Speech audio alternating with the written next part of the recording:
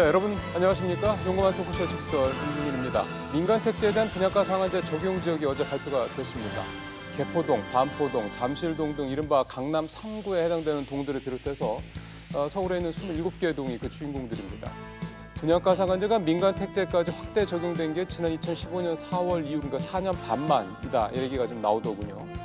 실제 적용을 앞두고 여러분들 잘 아시는 것처럼 최근 몇 달 동안에 서울의 집값, 특히 뭐 일부 지역은 엄청나게 많이 올랐다는 얘기도 나오는데 이른바 부동산 광풍이 불고 있어서 이번 발표가 얼마나 이런 광풍을 좀 잠재울 수 있을지, 좀 더 나아가 서울의 집값을 또는 수도권 또 전국의 집값을 좀 안정시킬지 등등등에 대한 기대가 많이 나옵니다.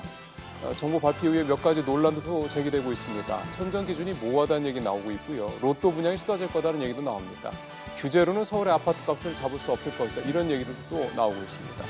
분양가 상한제가 서울을 비롯한 이 집값 안정에 효과가 있을지, 또 김현미 장관의 공언대로 이래도 집값이 또 오른다면 어떤 대책이 또 나올 수 있을 것인지까지 두루 좀 살펴보도록 하겠습니다. 또 세 분의 패널을 통해서 추가로 또 분양가 상한제 적용이 된다면 또 어느 지역이 될지 두루 좀 추정을 해보는 시간도 좀 가져보도록 하겠습니다. 샵 3698로 여러분들 의견 오늘도 받도록 하겠습니다. 오늘 부동산 전문가 세 분 패널을 모셨습니다.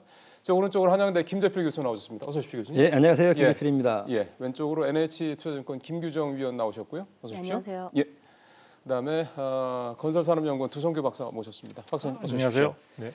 리포트 먼저 보겠습니다. 어제 발표된 내용인데요. 먼저 보시죠. 분양가 상한제 적용이 집중된 곳은 단연 서울 강남 4구입니다.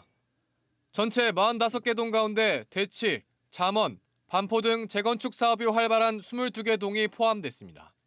영등포, 마포, 성동구에서 1개 동씩, 한남 3구역 재개발이 본격화된 용산구에서 2개 동이 지정됐습니다.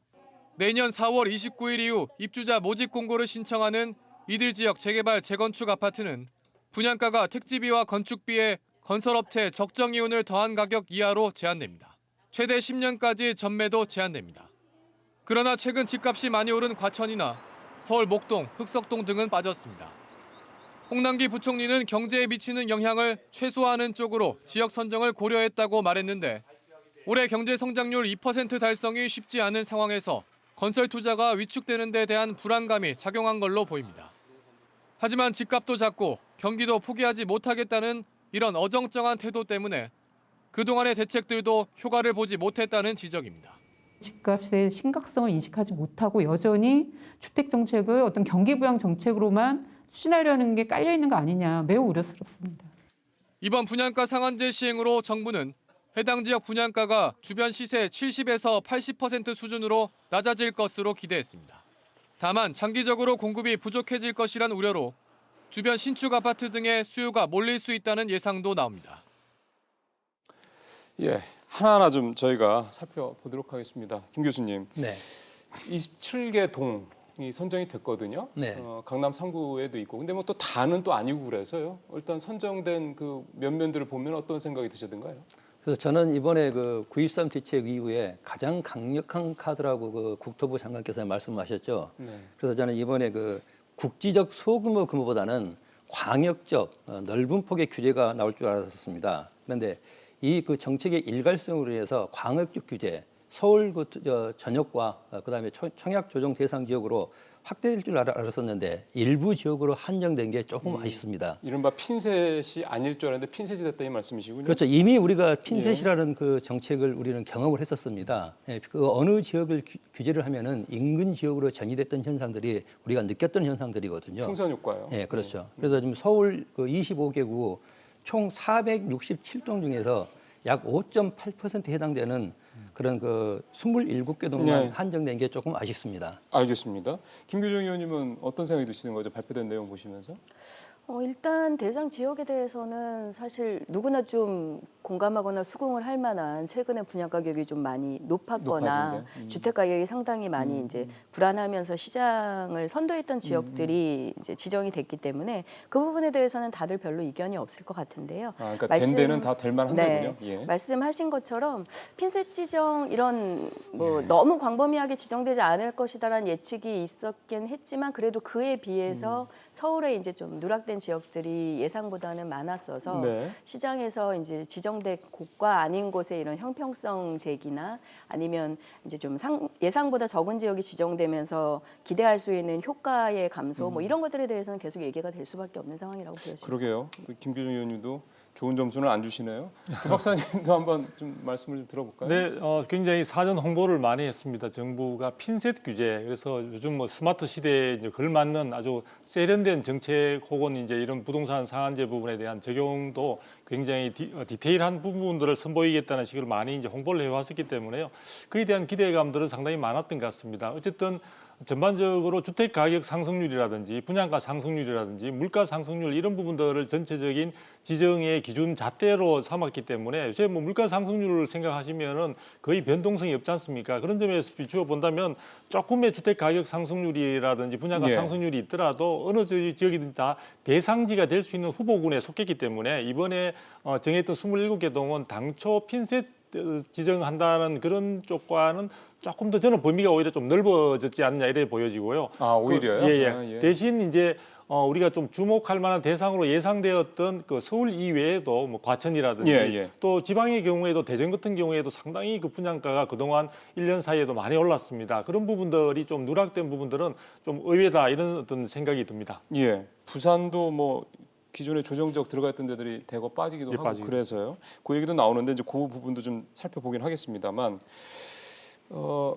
정부가 이렇게 한 이유도 있을 것 같아서요. 정부의 입장을 한번 좀 약간 좀 해명을 좀 들어봤으면 좋겠는데 정부는 이렇게 한 이유를 뭐라고 그럽니까? 그래서 제가 뭐 정부의 대변인은 아니지만, 예, 여쭤볼 제 뿐이에요. 생각에 따르면은 정부에서는 그 동 단위로 소규모 단위로 핀셋 규제를 한 이유가 자 27개 동 중에서 정부에서는 2개월 단위로 상시 그 대책관을 가동을 해서 네.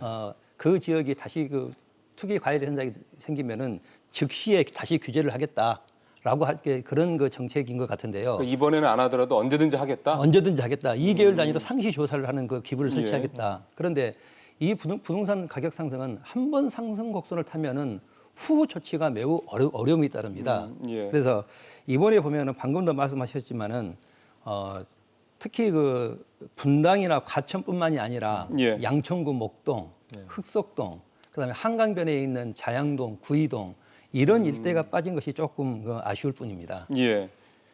그러면 말씀하신 김에 왜 빠진 것 같으세요? 그래서 그것은 이제 정부의 다음 후속 정책으로 그래서 제 생각 같아서는 나쁜 표현을 하자면은 일부 투자자들의 그 방향성도 토론길이 아닌가라고 생각할 수도 그렇게 있겠습니다. 얘기를 하면 정부에서는 되게 좀 곤란하죠? 예, 곤란해하죠. 예.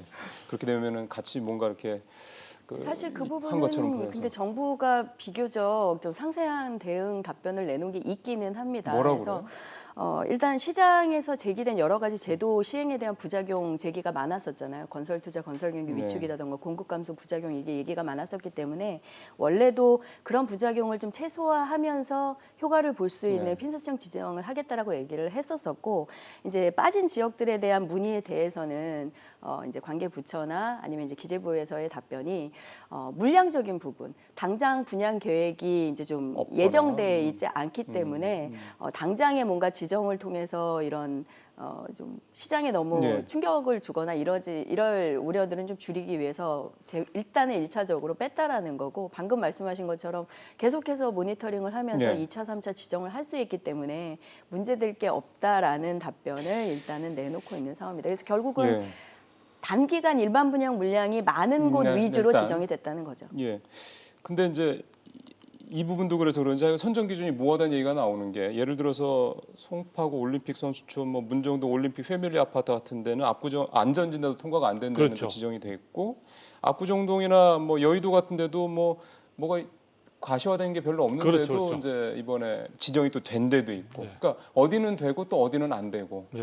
그러니까 일반인들 입장에서 봤을 때는 그러니까 어떤 뭔가 좀 일관된 기준이 있는 거야 없는 거야 생각이 드실 법합니다. 그렇죠. 그러니까 지금 어떤 그 선정 과정이 명확하게 뭐 드러나고 있는 건 아니기 때문에 기준은 있지만 그런 과정에서 제가 네. 보기에는 정부 내에서도 좀 고민은 많았던 것 같습니다. 그러니까 이 가격을 잡아야 된다는 그런 압박감은 상당히 큰 가운데 최근에 있어서 국내 경기가 상당히 위태로운 상황으로 전개되면서 홍남기 부총리가 이 발표 전후해서 조금 이야기를 했죠. 전체적으로 그 국내 경기 회복에 대한 여러 가지 과제가 남아 있기 때문에 예. 지나치게 부동산 경기를 분양가 상한제 규제를 통해서 위축시키는 것은 다소 시장의 부담을 가중시킬 수 있는 측면들이 있기 때문에 그런 부분들도 좀 고려해서 균형 잡힌 어떤 분양가 상한제 시행에 구체적인 안을 내놓도록 하겠다라는 예. 언급을 했었거든요. 예. 그런데 이제 아무래도 그 주거정책심의위원회 자체 위원장이 지금 국토부로 돼 있고 국토부 장관으로 돼 있고 예. 국토부 장관이 그런 부분들에 대한 홍 부총리의 의견을 조금 반영을 한 것 같아요. 어쨌든 간에 반영을 했지만 국토부로서는 이 주택 가격의 안정이라는 측면의 목표가 더욱더 중요하고 우선순위가 있기 때문에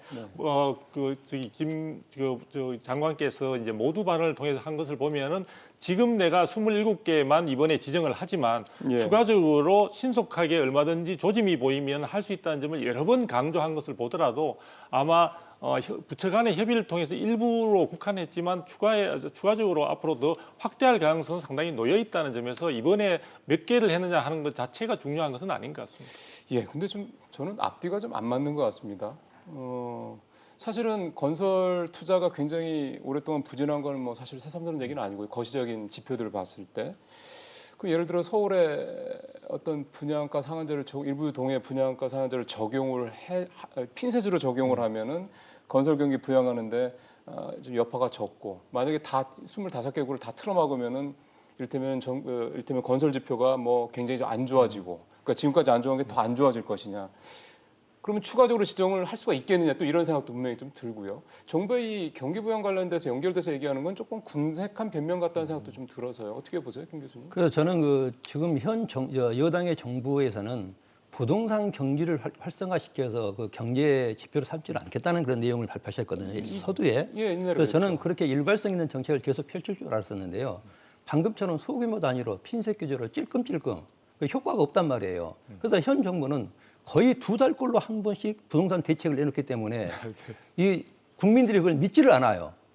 그래서 이 분양가 상한제가 됐으면은 가격이 하락할 것이라고 했는데도 가격이 엄청 상승했던 요인 중에 하나라고 생각합니다. 예. 그래서 저는 어쨌든 정부가 좀 이번에 이제 이 분양가 상한제 시행에 대한 구체적인 안을 내놓으면서 제가 느낌은 뭐냐면은 정부가 그에 대한 어떤 바탕 근거 자료도 제시를 했거든요. 그런데 정부는 과연 보면은 믿고 싶은 것만 믿으려 하는 측면들이 있고요. 어떤 면에서 그렇게 말씀하시는 거죠? 이번에 보면은 이런 쪽으로 해서 결과적으로 이제 분양가 상한제를 민간 택지까지 확대 적용하게 되면은 네. 분양가가 낮아질 수밖에 없고, 그것은 사업성을 갖다가 하락시키기 때문에 네. 전반적으로 공급 위축 쪽으로 연결될 가능성이 대단히 높아 보입니다. 그런 부분들이 있는데 그 부분이 있고, 또 분양가 상한제의 효과 자체가 분양가로 인해서 주변의 시세를 갖다가 떨어뜨릴 수 있는 그 효과로 연결돼야 되는데, 예. 이번에 분양가 상한제 시행에 대한 이야기들이 나오고 난 뒤에 주택 가격들은 지금 더 많이 오르고 있지 않습니까? 예. 공급 부족에 대한 시장의 불안감이 대단히 크다는 거죠.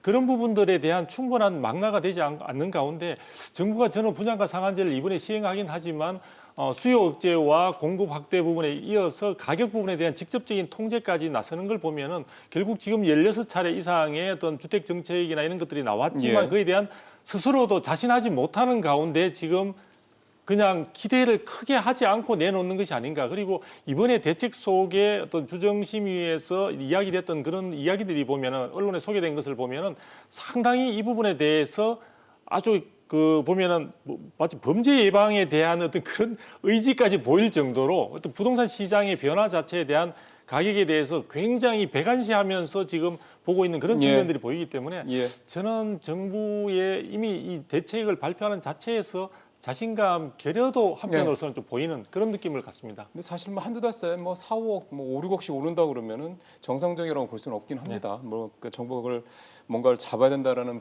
압박감을 시달릴 수밖에 없는 건 분명히 이해가 가고요. 저희가 이제 조금 여기 더 들어가면 이제 영향 평가 이렇게 들어가야 될 것 같아서 거기 들어가기 전에 분양가 상한제가 이렇게 시행이 되면 어떤 변화가 있는지에 대한 약간 원론적인 얘기도 우리 시청자분들한테 좀 정보 전달 차원에서 일단은 말씀을 드리는 게, 그리고 난 다음에 저희가 이제 본격적인 영향, 향후 전망 이렇게 가는 게 좀 적절할 것 같아서요. 김규정 의원님, 분양가 상한제 적용이 되면 우리가 27개 동이라고 좀 지정된 데를 말씀드렸잖아요. 그럼 그 동들한테는 어떤 변화가 이제 생기는 거예요? 네, 근데 이번에 지정된 27개 동에 대해서는 적용이 이제 결정이 됐기 때문에 이 이후로 일반 분양 승인을 받게 되면 분양가 상한제 적용을 받게 됩니다. 그래서 종전의 분양가를 책정하던 방식이 아니라 이제 분양가 상한제에 따라서 정해진 토지 원가에 정부가 정해놓은 표준 건축비 그리고 이제 인정되는 극소량의 이제 가산 비용 같은 것들을 더해서 분양가가 결정되기 때문에 최근에 같은 지역이라고 해도 최근에 결정됐던 이런 공급됐던 이전 분양 가격에 비해서는 거의 한 30% 가까이 낮은 가격으로 정말로요? 네, 결정이 될 가능성이 있습니다. 그래서 이제 이것들이 분양가 인하로 작동을 예. 하면서 주변에도 좀 긍정적인 영향을 끼치지 않겠냐라는 주장이 이제 정부의 상한제에 대한 상한제에 대한 기대인데 기대. 사실 그게 이제 실현이 되려면 상한제 물량이 예상보다는 굉장히 대량으로 공급이 돼야 가능할 것 같습니다. 저렴한 물건들이 충분히 많이 공급이 돼야 이제 수요자들이 불안감 없이 그 물건들을 기다리거나 청약을 통해서 이제 내 집 마련을 하려 할 것이고 예. 상당히 시장 가격에 영향을 미칠 만한 물량이 상한제로 공급이 돼야 이제 가능할 거라고 예상이 되는데 사실 지금 시장의 우려는 이 유예 기간 6개월이 있는 재건축 후반부 단지들은 조금 속도를 그 기간 동안 낼 수 있겠지만 그 6개월이 지나는 시점부터는 사업성 저하 때문에 도심의 정비 사업들은 대부분 이제 좀 중단될 위기가 있다라고 보는 것이고요. 그러면 이제 수요자들이나 투자자들이 관심을 갖고 이제 투자나 구매를 하고자 하는 지역의 정비 사업을 통한 신축 공급은 상당히 줄어들 수밖에 없는 상황이기는 합니다. 그러면 실제로 이제 정부가 기대하는 상한제를 통해서 기대하는 긍정적인 또 뚜렷한 가격 하락이 나타날 것인가에 대해서는 사실 시장의 기대가 높지 않은 상황입니다. 예. 그러니까 이를테면은 이게 조금 극단적으로 표현을 하면은 어제 분양했던 데는 평당 뭐 이를테면 뭐 예를 들어 3천만 원으로 분양을 했는데 오늘 이제 분양가 상한제가 적용되면 오늘 분양하는 데는 30% 2천만 원 말씀하셨으면 뭐 이렇게 이제 된다는 것이죠. 2천만 원에 분양한다고 그러니까 이게 인근 지역이고 이게 분명히 이제 소비자들한테는 굉장히 큰 혜택일 수 있겠지만은 공급하는 뭐 시행사나 시공사 입장했을 때는 갑자기 3분의 1로 뚝 떨어지는 거니까 그만큼 수익을 내기가 어려우니 논리적으로 봤을 땐 당연히 공급이 상당히 줄어들 거라는 거는 뭐 충분히 예측할 수 있을 것 같긴 합니다. 그러면 이런 거에 대한 우려인데요. 한번 우리가 이 분양가 상한제 히스토리를 좀 거슬러 올라가서 과거에 분양가 상한제가 적용됐을 때 실제로 공급이 그렇게 줄어들었었는지 한번 우리가 한번 거슬러 올라가 보면 시청자분들이 아 그러면 정말 분양가 상한제가 적용됐을 때 공급이 줄어들 수 있겠구나라고 이해하시는 데 도움이 될 것 같아서요. 제가 좀 자료 조사를 해보니까 분양가 상한제라는 식으로 해석을 할 수 있는 정책이 적용된 게 1977년 박정희 정권 때 처음이었고요. 1983년도에서 88년도까지 5년 동안 또 한번 적용됐었고 1989년도에 또 적용됐었고 1998년도에 또 그때 참 자율화가 됐고요. 2005년도에 이제 참여정부 때 적용이 됐고 2015년 4월에 이제 중단이 돼서 이제 지금 이번에 4년 6개월, 7개월 만에 다시 이제 시작이 된 거거든요. 그러면 김 교수님. 예. 예전에 이렇게 분양가 상한제 형태로 어떤 정책이 적용됐을 때 실제로 공급 부족 현상이 이렇게 눈에 띄게 나타났습니까? 그래서 이제 지금 그 과거에 그 1977년도부터 현재까지를 보면은요. 다시 이게 이제 이거 약 4년 7개월, 5년 만에 재부활된 제도인데요. 과거의 사례를 봤을 때 이명박 정부 때 뭐 16% 이상 상승했던 그런 지역이 있었는데요. 과거의 사례를 보면은 2007년 그 분양가 상한제가 적용됐을 때 2006년도가 그 3만 호가 인허가 있었는데요.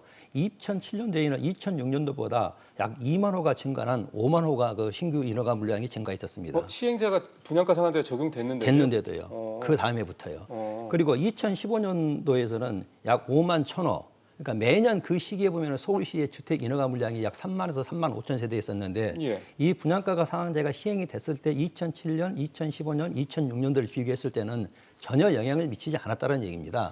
그래서 일부에서 우려하는 분양가 상한제로 해서 공급이 감소할 것이다라고 우려를 하시는데 제 생각에서는 공급 감소의 우려보다는 품질 저하의 우려가 더 걱정되지 않나라고 저는 그렇게 평가를 합니다. 알겠습니다. 품질 저하 얘기로 가면 또 얘기가 조금 더 그렇죠. 분산이 돼서 공급 얘기로 좀 조금 집중을 해볼까요? 일단 김기정 의원님도 공급 부족에 대한 얘기를 하셨고 두 박사님도 공급 부족에 대한 얘기를 하셨기 때문에 네. 어떻게 보십니까? 네, 실제로 지금 과거 사례는 늘었는데. 그렇죠. 뭐 근데 가장 최근 자료로는 이제 아무래도 노무현 정부 시절에 이제 분양가 상한제에 대한 민간 택지 확대 적용. 그러니까 이제 이 분양가 상한제는 공공 택지와 민간 택지에 이제 공이 이제 적용되는 부분에 있어서 대부분 공공 택지가 먼저 적용이 되다가 예. 민간 택지까지 확대 적용되는데요. 지금처럼.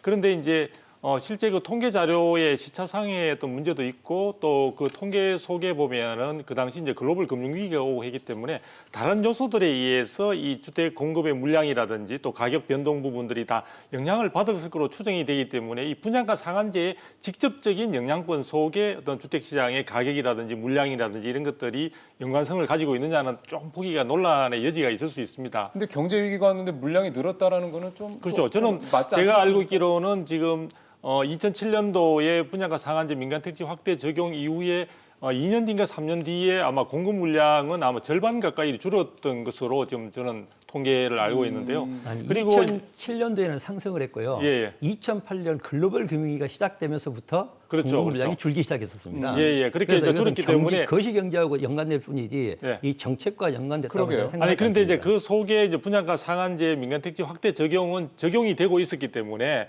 그 부분들에 대한 효과 속에 글로벌 금융 위기의 영향이 얼마를 미쳤는지를 구분해서 파악하기는 어려운 상황입니다. 그래서 뒤섞였기 때문에 우리가 분양가 상한제의 역대 선례를 통해서 이 성공 가능성 여부를 판단해 보기는 대단히 어려운 상황이라고 말씀을 드릴 수 있고요.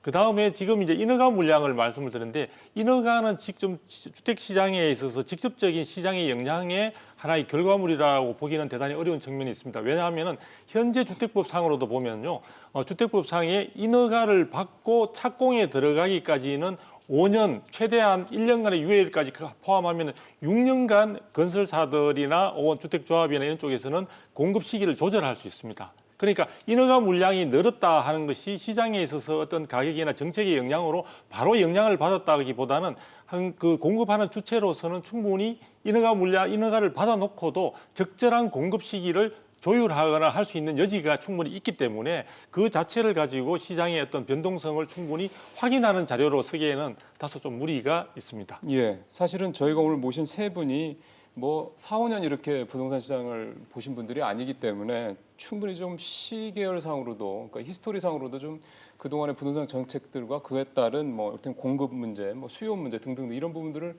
오랫동안 지켜보신 분들이기 때문에 그래서 이 공급 문제를 실제로 여쭤보는 건데 김기정 의원님도 이 공급 문제에 대해서는 과거의 어떤 그런 경험과 현재에 대한 앞으로에 대한 전망을 좀 같이 말씀해 주시면요. 네, 두 분이 말씀하신 거에 다 이제 맞는 부분들이 있는데요. 2007년에 전국으로 이제 분양가 상한제 확대된 이후에 사실은 급격하게 인허가나 이런 수치적인 물량이 줄어든 거는 이제 김 교수님이 말씀하신 것처럼 금융위기 터진 이후에 이제 8년, 9년 일시적인 기간에 이뤄진 게 맞습니다. 그리고 그 이후에는 사실 굉장한 부양이 또 필요했었기 때문에 네. 뭐 민간 사이드 택지 개발 이런 것들이 또 붐업을 일으키면서 물량이 많이 늘어나기도 했었어서 전체 총량으로는 사실 양쪽의 주장이 다 맞는 부분도 있고 틀린 부분도 있기 때문에 뭐라고 이제 판가름하기가 좀 어렵기는 합니다. 근데 제가 보는 부분은 최근에 어쨌든 이 상한제가 제기된 이 상한제의 재시행을 야기하게 된 특정 상품군 지역들의 가격 불안 양상 이거하고 해당 상품 지역의 공급 감소는 확실히 좀 영향이 있어 보입니다. 솔직히 이번 상한제를 지정하면서 이제 정부가 계속 이제 모두의 얘기를 하고 있는 부분은 전반적으로 작년 9월 대책 이후에 시장이 안정됐었는데 강남권의 재건축 중심으로 이상 급등 현상이 나타나고 있어서 그 부분을 관리가 필요하다라는 얘기가 있었고 그것들을 위해서 이제 뭐 분양가 회피라던가 이런 소위 꼼수를 쓰는 조합들을 또 이렇게 커버하는 과정에서 상한제가 제기됐고 이제 시행까지 된 건데요. 사실 이 분양가 상한제 시행 이후에 서울이라던가 주요 대도시들의 구도심 재건축이나 정비 사업을 통해서 소위 이제 좀 투자나 고급 주택을 필요로 하는 수요자들이 원하는 지역의 정비 사업 물량들은 확실히 급감한 부분들이 있습니다. 정비 사업 진행이 어렵기 때문에. 그래서 이번에도 저는 총량적으로야 뭐 지금 미분양 지역도 사실 있고요. 그리고 정부가 아직 시간은 좀 더 걸리겠지만 수도권 30만 호 계획 같은 이제 부수적인 보완책도 같이 발표를 하기 때문에 총량적으로는 큰 부담이 없다라고 해도 사실 시장의 핵심적인 불안 양상을 일으키고 있는 이제 투자 선호 지역이나 인프라 우위 지역의 주택 공급은 정비 사업 위축과 함께 좀 감소가 나타날 수밖에 없다라고 보여져서 그 부분을 좀 정밀하게 봐야 되는 것이 아닌가 싶습니다. 왜냐하면 제가 이 질문을 드린 이유는 분양가 상한제의가 나오면 바로 공급 부족이 대거 일어나서 그게 집값을 더 끌어올릴 것이다라는 식으로 약간 도식적으로 이렇게 얘기하는 그런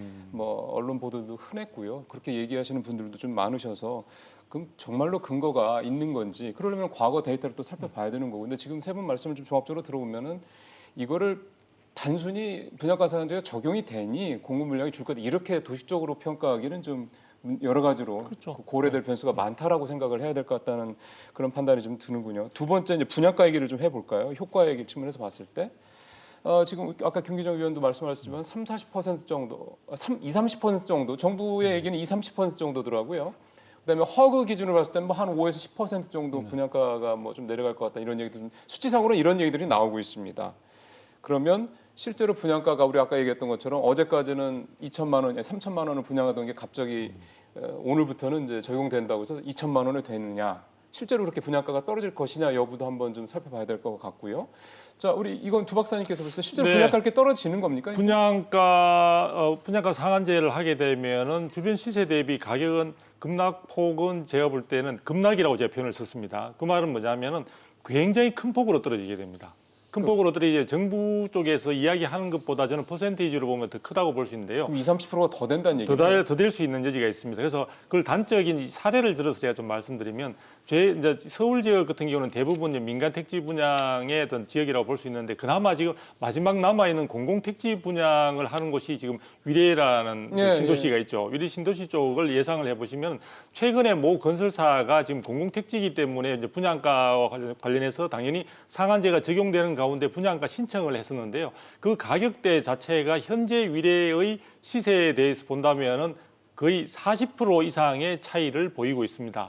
주변 시세하고요? 네네. 그러다 보니까 그 모 건설사 이름을 제가 밝히기는 조금 그러기 때문에 제가 알고는 있지만 밝히지 않습니다만 그쪽에서 지금 이번에 분양가 심사위원회의 그 분양가 심사 결과가 나왔는데 그 가격에 동의를 하지 못하고 재심사를 요청한 상태에 있습니다. 그래서 당초 그 부분과 관련해서 보다 보니까 본래 상반기에 분양을 하려고 했던 게 하반기 지금까지 미뤄져 있는 가운데 지금 상황으로 본다면 내년으로 미뤄질 수 있다는 이야기가 나옵니다. 그러니까 아까 제가 조금 아까 이야기와 연결이 되는 게 뭐냐면 분양가 상한제가 된다고 해서 바로 공급이 더 축소된다 이렇게 하지는 않겠지만 그 영향 자체가 여러 가지 다른 분야에서도 나타날 수 있는 여지들이 많이 생기고 있습니다. 그래서 분양가 상한제 적용이 되었을 때 공공택지 예를 본다면은 결국 민간 택지에 있어서도 가격 하락폭은 시세 대비해서는 굉장히 큰 차이가 날 것이다. 그래서 큰 차이가 나기 때문에 지금 많은 청약자들이 몰려들고 있는 상황이고 그 부분이 우리가 이름하여 로또 분양이라는 그 말로 연결되고 있는 것이죠. 로또 분양 얘기는 그래서 저는 차익 자체는 지금 정부에서 이야기하는 것보다도 훨씬 또 많이 했고 그리고 지금 많은 분들은 분양가 상한제가 하면 가격 자체가 급락하니까 너무 좋다고 하고 지금까지는 아무 규제가 없었던 것처럼 생각을 하고 계신데요. 꼭 이걸 말씀드리고 싶은 게 지금 또 주택도시공사에서 분양 보증을 받을 때 사실은 고분양가 사업장 심사 기준이 적용되기 때문에 좀 전에 말씀하셨던 것처럼 그 부분이 적용되는 상황에서 본다면 시세 대비해서는 굉장히 현재 시세가 좀 많이 오른 상태이기 때문에 가격 하락폭은 더욱더 크게 지금 느껴지고 있는 상황입니다. 예, 두 박사님 말씀에는 혹시 좀 오해 여지가 있을지 몰라서 지금 위례는 공공택지잖아요. 네, 그렇죠. 근데 이번에 분양가 상한제 적용되는 27개 동은 지금 민간택지 그렇죠. 않습니까? 네. 그러면은 거기서 말씀하신 대로 한 40% 정도의 그런 식의 분양가 인하 효과가 나타난다고 보기는 좀 어렵지 않을까요? 민간 택지인데? 민간 택지니까 앞으로 공공 택지와 동일하게 지금 이제 가격 부분은 하락하는 식으로 적용이 되게 되는 상황이 되니까요. 그래요? 공공 택지가 아니고 민간 택지인데도 그렇게까지 그렇죠. 지금 이제 겁니까? 분양가 상한제를 민간 택지까지 확대 적용한다는 것은 민간 택지와 공공 택지 간에 있어서 분양 원가 공개 항목은 차이가 있지만 분양 가격을 결정하는 데 있어서는 원칙적인 기준이 동일하게 되니까요. 그렇게 아마 따라갈 것으로 전망이 됩니다. 자, 이 분양가가 얼마나 떨어지고 실질적으로요. 이 부분은 이제 두 분 말씀 좀 들어야 될 것 같습니다. 김 교수님 어떻게 보십니까? 저는 우리 두 박사님하고 조금 더 다른 시각차를 가지고 있는데요. 물론 정부에서 발표한 자료는 30%의 그 수치상의 얘기고요. 20-30%. 실제 저 같은 경우에는 이미 이제는 점점 더 토지 비용은 상승할 수밖에 없고 그러니까요. 그리고 건조자라든지 인건비는 상승할 수밖에 없습니다. 그래서 신규 분양한 단지의 분양가는 기존 기분양했던 시세와는 30% 정도 차이는 날 거라고 생각을 하지만 이미 분양가 자체의 분양 가격과 분양 가격을 대비했을 때는 제 생각에는 보이지 않는 부분에 비용이 발생하기 때문에 약 한 10% 정도는 하락할 것으로 생각을 합니다. 시세에 비해서? 아니, 기존 분양 가격의 10% 정도. 기준을 달리 하시는군요. 아, 그렇군요. 네. 그러면 어쨌든 김 교수님도 정부에게 했던 시세 대비 30% 정도 하락은 있을 거라고 보는 거는 동의하시는 그렇죠. 거죠? 시세 대비 20, 30%는 하락하겠지만은 분양가 대비 10% 정도의 저렴한 분양가가 나오지 않겠느냐라고 저는 생각합니다. 김 의원님 생각도 뭐 비슷하십니까?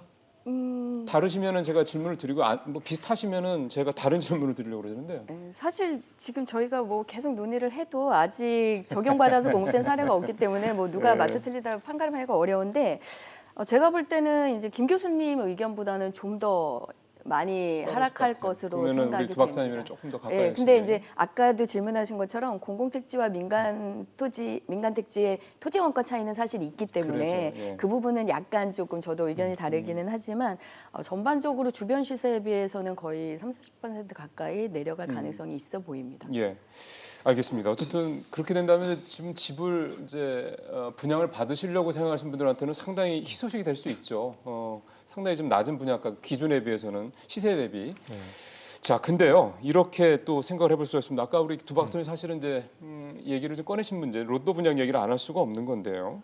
예를 들어서 좀 어느 언론사 기사를 보면 오늘 아침에 나온 기사를 보면 그런 얘기를 나옵니다. 강남을 예를 들면서 지금 시세는 평당 7, 8천 뭐 이렇게 가는데 8, 9천개까지 가는데 분양가를 지금 이번 분양가 상한제 적용대로 간다 그러면 대략 한 4,500에서 5천 사이로 묶일 것 같은데 그렇게 되면은 분양만 받으면 바로 더블의 그 수익을 내는 게 아니야 이런 이제 문제 제기를 하고 있거든요. 이른바 로또 분양 얘기를 좀 해야 될 것 같은데요. 이 부분과 관련해서 어제 정부가 나눈 대책에 이 로또 분양을 과연 희석화시킬 수 있는 어떤 그런 내용들이 포함이 돼 있는 거죠. 아니면 앞으로 뭐 나올 수 있다면 또 그런 대책들이 뭐가 있을 것인지 이 얘기를 조금 해봐야 될 거죠. 왜냐하면 상대적인 박탈감을 느낄 수 있는 그 국민들께서 굉장히 많으시기 때문에 그런 건데요. 두 박사님 일단 아까 그 문제 부분 얘기하셨으니까. 제가 저는 뭐 간단하게 몇 가지만 말씀드리겠습니다. 일단 이렇게 하게 되면은 이제 분양가 자체 신규 분양가 자체가 떨어질 수밖에 없는 상황이고요. 그렇게 되면 그 시세 차익 자체는 당첨되는 사람이 이제 가져가게 되는 겁니다. 그러다 보니까 주변 시세 대비해서 정말 많은 정부 쪽에서도 우려하고 있는 노력 없이 굉장히 큰 시세 차익을 가져가게 되는 거죠. 불로소득을 하는 불로소득을 거죠. 가져가게 되고요. 근데 이제 그 부분들에 대한 이제 우려들이 많다 보니까 정부가 이제 그에 대한 대비책으로서 전매 제한 제도를 갖다가 강화시켜 놨습니다. 그래서 주변 시세 대비의 차익 따라 뭐 100%냐 70%냐 뭐 60%냐 이 가격의 시세 차익이 얼마나 나느냐에 따라 전매 제한을 이제 더 연한을 갖다가 예. 길게 해놨죠. 그래서 8년까지인가 10년까지인가 이렇게 최대 10년입니다. 최대 10년까지 해놨죠. 그렇게 함으로써 우리는 안전장치를 만들어놔서 로또 분양에 대한 어떤 동기부여 자체를 갖다가 충분히 사전에 차단하겠다 이런 이야기를 하는데요. 이 부분 자체도 하나를 막기 위해서 부작용을 막기 위해서 이 전매 제한을 오래 걸어놓는다는 것 자체가 정부가 그렇게 자랑스러워할 건 아닙니다. 왜냐하면은 지금 전체적으로 분양가를 상한제가 적용이 되면서 분양가를 떨어뜨리게 되면은 결국 사업성이 떨어져서 각 조합 민간 택지라고 할 수 있는 조합에서는 재건축 조합이나 이런 데서는 일반 분양분을 최소화시키려고 해서 물량이 좀 줄어들 가능성이 많은 예. 가운데 이 전매 제한을 하게 되면은 전매 제한 기간 동안에는 이 부분들이 시중에 분양은 되었지만 하나의 거래 물량으로는 10년간 최대 10년간 등장하지 않습니다. 나오지 않습니다. 그렇게 되면 시장에 있어서는 결국에서 충분한 공급 물량 자체가 신규뿐만 아니라 기존 주택의 거래량도 줄어들 수밖에 없는, 즉 시장 자체가 굉장히 경직된 상태를 만들어버리기 때문에 그게 또 다른 희소성 원칙이나 이런 것이 적용이 되어서 또 다른 부작용의 가격 상승을 초래할 수도 있다. 그런 점에서 지금 정부가 시세 차익을 줄일 수 있는 로또 분양을 막기 위해서 전매 제한을 내놓고 굉장히 득이양양하는 것은 또 다른 부분에서 한 면만 보는 것이 아닌가라는 우려가 듭니다. 예, 로또 분양 얘기 좀 해보죠. 김기정 위원님 먼저 하시겠어요? 예. 로또 분양을 완전 해결할 방법은 없는 것 같습니다. 예, 이제 보완책으로 정부가 내놓고 있는 분양가 상한제나 실거주 의무 기간 확장 맞아요. 뭐 이런 것들이 예. 있긴 합니다만 그거는 말 그대로 단기간 투자하려는 분들을 잠깐 거래를 못하게 하는 것일 뿐이고 나중에 이제 올라간 가격에 팔게 되면 당연히 차익이 발생할 거기 때문에 로또 분양을 해결할 수 있는 방법은 아니고요. 일부에서 얘기한 뭐 채권 입찰제나 이런 것들도 예. 사실은 근본적으로 분양 가격을 낮춰서 주변 가격을 낮추는 그런 방식이 될 수는 없기 때문에 채권을 쓰게 되면서 총액은 늘어나서 나중에 그렇죠. 시세에 플러스가 되기 때문에 그 해결할 수 다음에 있는 집을 방법은 사는 사람한테 없습니다. 그게 또 그렇죠. 고스란히 그래서 전가되는 그래서 거죠. 사실은 당첨된 수 분양자 위주로 혜택이 돌아갈 수밖에 없기 때문에 당연히 로또 청약 광풍이 불 수밖에 없습니다. 물론 이제 만약에 이제 이 상한제 적용을 받아서 공급을 못 하겠다라고 해서 공급이 확 줄어들면 모르겠지만 그래도 또 금융 비용이라든가 이런 것 때문에 어쩔 수 없이 계속 공급을 하게 되는 사업장들이 있을 거거든요. 그런 곳들은 저라도 종전보다 분양 가격이 현저히 저렴한데 당연히 청약을 하려는 마음을 먹을 것 같거든요. 당연히 수요자들 입장에서는 로또 당첨을 기대하면서 분양에 이제 몰리게 될 거고 아까 잠깐 말씀하신 것처럼 그러면 이제 분양을 기다리면서 전월세 시장에 머무는 수요자들이 일부의 예상처럼 또 변동이 있을 수 있고요. 그러겠죠. 그런 것들이 또 가격이나 아니면 현재 좀 부진한 재고 시장의 거래 이런 예. 감소 상황에도 계속 예. 좀 부담을 줄 수 있는 상황이라고 보여집니다.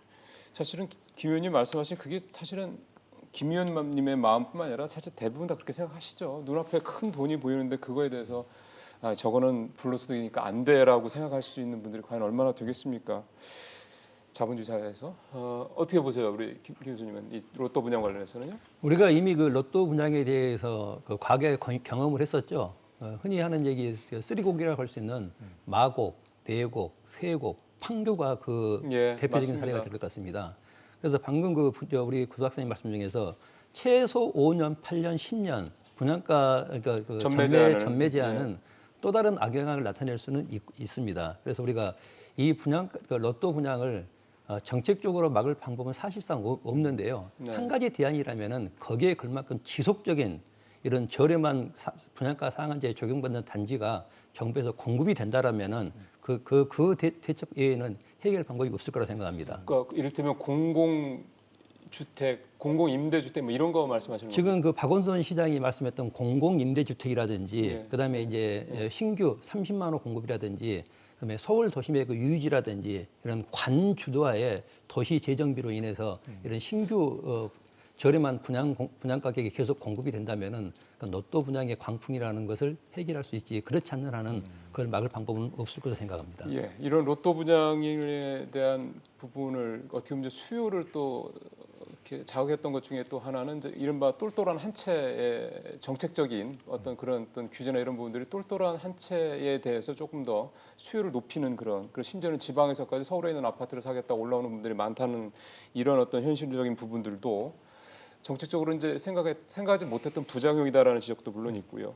근데 저희가 로또 분양 얘기를 하면서 되게 좀 별로 좋게 보지는 않죠. 부정적으로 보는 가장 큰 이유 중에 하나는 이 로또 분양을 그야말로 좀 서민들이 분양을 받아서 본인들의 자산을 증식할 수 있는 그런 쪽으로 이어지면은 그래도 좀 욕을 덜 먹을 것 같습니다. 왜냐하면 분배 효과도 있는 거니까요. 근데 지금 이런 높은 분양가 상황을 봤을 때 과연 이런 높은 분양가로 분양을 받은 이런 아파트들을 과연 웬만한 월급쟁이들이 이렇게 해서 몇억 원에 뭐 4, 5억 원에 이런 어떤 대출을 좀 안고 뭐 대출을 할 수 있다는 건 차치하고요.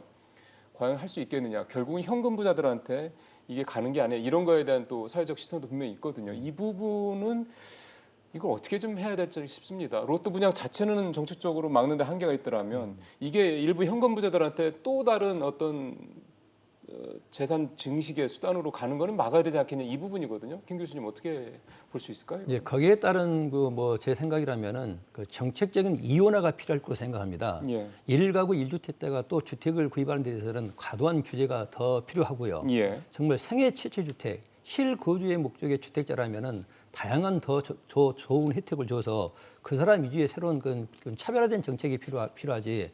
그냥 주택을 사면 되면 DTI, LTV 이런 전매 제한 이런 일괄성 하나의 정책으로서는 효과를 내기는 어렵고요. 예. 정책의 이원화가 필요하다고 생각합니다. 뭐 7억 원, 8억 원, 한 10억 원 넘는 돈을 그냥 현금으로 한 번에 내는 분들이 있다고 그러니까 예를 들어 강남 같은 데 이런 데 하는 거. 그러니까 이게 과연 정책적으로 과연 막을 수 있는 건지 예를 들어서 세금을 뭐 보유세를 높인다든가 아니면은 전월세 신명제 같은 걸 통해 가지고 뭔가 좀 틀어쥐는 거를 더 강력하게 간다든가 뭔가 이런 게 있지 않으면 결국 이 로또 분양 문제는 이 정부의 굉장히 큰 어떤 도의적인 차원에서 윤리적인 차원에서 부담이 될 수밖에 없을 것 같거든요. 일단 어쨌든 상한제를 적용받아서 예를 들어 서울 강남권 네. 같은데 좀 투자 선호 집중되는 단지가 이제 앞으로 혹시 나오게 된다면 종전보다 분양가가 좀 싸지기는 하죠. 그래서 그러니까요. 종전보다 자산 여력이나 이런 것들이 좀 낮은 분들도 참여를 할 수 있는 기회가 일부 생기긴 합니다. 근데 그게 이제 뭐 수급적인 면에서 충분히 공급되는 상황이 아니면 결국엔 일부에게만 이제 혜택이 자꾸요. 돌아가서 형평성이나 아니면 해당되지 못한 분들의 이제 박탈감이나 이런 것들이 사회적인 문제가 될 수밖에 없기는 하고요. 사실은 이 당첨되신 분들의 입장에서도 저희가 이제 발생한 투자 수익에 대한 부분은 양도세라든가 보유하고 있는 동안에 보유세라든가 이런 세금을 물고 있기 때문에 그 부분을 뭐 아주 뭐 법제적으로 문제가 있다라고 할 만한 그렇죠. 소지는 또 예. 없기는 예. 합니다. 근데 결국에는 이런 제도들이 과거에 쓰여졌을 때 이제 뭐 여러 번의 변동이나 뭐 적용 이제 했다가 안 됐다가 되는 부분들이나 이런 과정에서 네. 대부분 제도의 결과가 그렇게 각 이제 시장 참여자들한테 만족스럽지 못했었다는 거고 그렇죠. 그러다 보니 이번 시행에서도 혹은 이제 나만 뭔가 도태되거나 예. 박탈 소외되는 게 아닌가라는 이제 걱정들이나 불만을 제기하고 있는 상황이기 때문에 이런 부분을 어쨌든 최소화하면서 정부가 지금 예. 목표로 제시한 주택 가격 안정에 기여할 수 있도록 하느냐 이게 이제 관건인데 그게 굉장히 쉽지 않다라는 거죠. 예. 그래서 여러 가지 사회적인 뭐 차이나 뭐 예. 불만이나 뭐 이런 예. 대립이나 이런 거만 부동산 시장에서는 조금 야기가 되다가 사실 예. 제도의 지속성이라던가 효과는 명확하게 결정되지 네. 못한 채 끝날 수 있지 않을까라는 최악의 그러니까요. 시나리오도 좀 걱정이 됩니다. 사실 그렇게 보시는 분들이 계셔서 그러면 다음에 뭐 또 추가 대책이 나오더라도 뭐 별거 있겠어. 그 영향 또 효과는 제한적이지 이렇게 또 생각하시는 이런 생각들이 좀 많아지실 것 같아서 그래서 걱정이 좀 되는 건데요. 두 박사님 말씀도 좀 들어보죠. 이 부분에 대해서. 저는 좀 사실 혼자 이렇게 그 이번에 발표를 보면서도 생각을 많이 해봤습니다. 정부가 잘 하시려고 노력을 해오셨는데 역시 이제 시장에 대한 이게 부동산 시장에 대한 현장에 있어서의 감각은 상대적으로 많이 떨어진다는 느낌도 받고요. 결국은 지금 정부가 이번에 분양가 상한제 민간택지 확대 적용도 전체적인 시장의 예. 흐름과 저는 역주행하고 있는 것이 아닌가라는 생각을 해보게 됩니다. 뭐냐면은 결국은 서울에는 지금 전국의 부동산 시장이 다 그렇게 뜨는 건 타오르는 건 아니죠. 아니거든요. 양극화 서울이라는 있죠. 예. 그리고 인접 신도시 몇 군데가 지금 한정되어 있는데 그런 가운데 그 시장 내에 공급 물량을 충분히 확대를 시켜줘서 사실 물량 앞에 장사 없다는 얘기도 있습니다. 그래서 물량이 충분히 공급되게 되면 흔한 물건들이 그렇게 가격이 높게 계속해서 치솟을 수는 없는 거 아니겠습니까? 그런데 그 부분과 관련해서 그 원인 제공 자체가 시중에 있어서 재건축이나 재개발 부분을 통해서 공급이 많이 되어야 된다는 건 누구나 다 알고 있는데 이 부분을 계속해서 누르고 있는 쪽으로 한쪽으로 가면서 또 가격은 가격대로 인위적으로 누르려고 하니까 전체 모든 어떤 시중에서 올라오는 압력을 누르려고 하다 보니까 정책 자체도 무리가 가고 그 효과도 지금 16번을 통해서 누구도 긍정적인 평가를 지금 시중에서도 하고 있지 않습니다. 그렇다 보면은 이런 부분들에 대해서 제가 볼 때 조금 자꾸 핑계를 다른데 대지 말고 그리고 나타난 현상에 대해서만 자꾸 그걸 갖다가 대정적인 요법으로 접근하려고 하는 것이 아니라 근본적인 원인에 대해서 다시 한번 조금 차분하게 했으면 좋겠다. 그러려면은 목소리를 많이 들어야 되는데요. 제가 이 기회를 해서 꼭 말씀드리고 싶은 것은 어제 제가 이제 주거정책심의위원회를 하는데 그 김현미 장관께서 모두 발언을 굉장히 길게 하셨더라고요. 길게 하시고 전체적으로 결론이 어떻게 나야 될 방향성까지 미리 말씀하시는 걸 보면서 저 정책심의위원회도 결국은 정해놓은 답정려 뭐 이런 이야기들이 있지 않습니까? 예. 그러니까 결국에는 답을 정해놓고 가는 방향으로 간다. 이것은 결국 전문가들이나 현장의 목소리를 들으려고 하지 않는 태도이기 때문에 이 정책 자체도 나중에 그 결말 자체를 그렇게 긍정적으로 기대하기는 어렵겠다라는 생각도 해봤습니다. 그 공급 얘기가요. 그러니까 시중에서 원하는 공급은 서울 시내 안쪽에 있는 이를테면은 직주 근접 같은 것들이 좋은 이런 데를 얘기하시는 거죠. 네네. 근데 지금 정부는 항상 공급이 충분하다고 얘기하잖아요. 3기 신도시도 했고 그다음에 2기 신도시가 그 어떤 그 여건이 좀 불편하니까 뭐 GTX도 좀 예타 면제까지 해가면서 하겠다고 하고 있고. 네. 그러니까 결국은 국민들이 원하는 소비자들이 원하는 거는 상품은 서울 도심 쪽에 있는 아파트들인데 뭐 강남을 비롯해서. 네. 근데 정부는 자꾸 변두리 쪽만 늘리고 있다. 여기서 오는 괴리가 지금 일종의 정부와 시장가의 이 괴리의 근본 원인이다. 이렇게 이해하면 되는 겁니까? 그렇죠. 제가 이 부분 좀 말씀을 드리고 싶은 게 정부는 이번에 분양가 상한제 민간 확대 적용을 보도자료를 내면서 향후에 있어서도 공급 부분에 대한 무리가 없을 것이다라는 통계 자료를 내고 그런 얘기를 있습니다. 하죠. 예. 그런데 그 표를 보게 되면 결국은 2015년도, 16년도까지 일반 분양과 그다음에 재건축, 재개발, 정비 사업 현장에 있어서 공급에 대한 인허가 물량의 수치를 갖다 제시를 하고 있습니다. 예. 자, 이건 문제가 없다라고 했는데 17년, 18년, 19년에 대한 인허가 부분에 대한 수치는 나와 있지 않습니다. 즉 결국은 15년, 16년도에 사실은 이전 정부가 상당히 그때 인허가를 많이 했고 그것이 물량들이 올해 내년 초까지 결국에는 입주 물량으로 돌아오게 된다는 건 누구나 다 알고 있는 네. 사실인데 그 뒤에 어떻게 될 것인가에 대한 시장의 불안감이 상당히 많거든요. 네. 그런데 그 불안에 대한 해답은 이번에 통계추이에서는 나타내고 있지 않습니다. 그런 가운데 괜찮다고 하는데 정부는 지금 당초에 있어서 사업 계획에 따라서 충분히 기업별로 공급 물량들이 이제 발표되고 있는 것들에 많은 의존을 하면서 그런 부분들에 차질이 없을 것이라는 이야기를 단언적으로 하고 있는데요.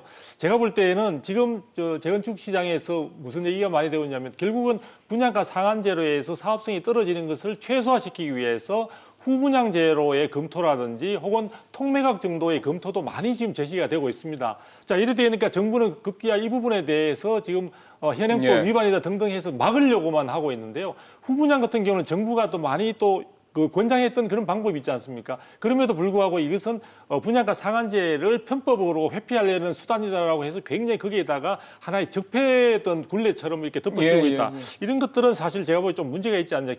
결국에서 전반적인 흐름을 보면 시중에 있어서 물량들이 많이 공급이 되고 그 예. 부분들로 하여금 시장의 안정으로 주는 긍정적인 효과를 기대하기보다는 정부는 하여튼 원하는 답을 정해놓고 그 길로만 예. 너무 고집스럽게 하고 있다. 이런 생각을 지울 수가 없습니다. 이 공급의 이 미스매치 문제에 대해서도 우리 김 교수님은 어떻게 보십니까? 네, 공급에 대한 그 문제는 우리가 풀어야 될 그 숙제 중에 가장 큰 하나인데요.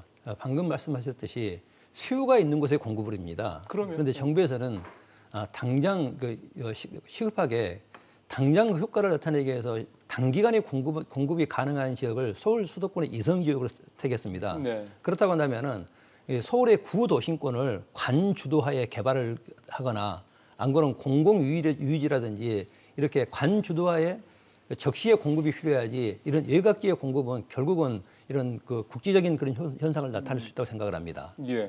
그리고 또한 예. 그 정책의 일관성의 문제입니다. 지금 이 분양가 상한제가 지속될 것인가? 만약에 다음에 정권이 바뀐다든지 또는 그 외부적 충격 요인에 의해서 거시적 그런 경제 위기가 온다면은 다시 이것을 원상 회복시킬 것이다. 과거처럼 그럴 수 이런 있죠. 기대 심리들 국민들이 가지고 있습니다. 예. 그래서 이 정책이 일관성 있게 좀 연착륙을 시킨다고 한다면은 분명히 효과가 있는 좋은 제도라고 평가합니다. 네, 당장의 효과가 별로 없어서 그런 거죠. 그렇죠. 예. 우리 김 박사님은 이 괴리 문제 공급 문제는 어떻게 보세요? 네, 뭐 계속 말씀해 주신 것처럼 이번에도 상한제에 따른 공급 감소에 대비한 대책으로 같이 이제 보도 발표가 된 게 3기 신도시하고 그러니까요. 이제 수도권 30만 호 중소 택지 개발건인데 이게 아무리 빨라도 실제 시장에 나오는 시기 22년, 23년 정도부터일 맞아요. 거거든요. 그래서 일단 시기적으로 바로 수요자들한테 대신 이런 주택이 있으니 걱정하지 말라라고 말하기에는 좀 일단 시간 차이가 날 수밖에 없는 예. 상황이고요. 아까 지적해 주신 게 저는 굉장히 중요한 것 같은데 실제 최근에 수요자들이 부동산을 투자 대상으로 바라보는 이런 시선의 변화나 아니면 투자를 할 때 결정 요인들의 변화, 트렌드 변화에 따라서 시장이 굉장히 변하고 있는 상황이고 여기에 저금리의 유동성 까지 겹치면서 맞아요. 예. 솔직히 걷잡을 수가 좀 없는 맞아요. 지역들이 예. 나타나고 있는 건데 이거를 어떻게 보면 좀 과거에 했던 총량적인 규제로 계속 대응을 하다 보니 예. 잡혀야 될 지역은 잡히지 않고 예.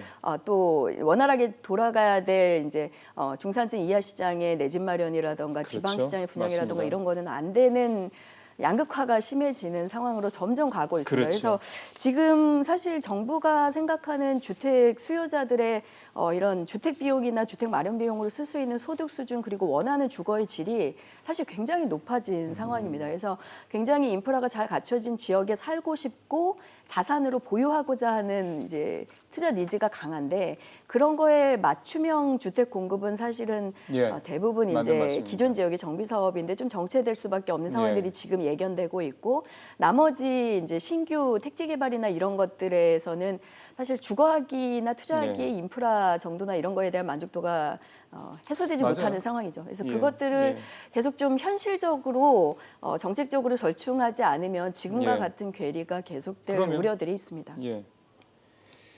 그 국민들이 서울에 그러니까 직장과 가까운데 그 자녀들 공부하기 좋은데 집을 갖고 싶다라는 마음을 투기적인 수요로만 이렇게 몰아가는 거는 사실은 그 효과를 이미 충분히 파왔습니다. 그럼 별로 그 관계 없이 집값은 계속 올라갔거든요.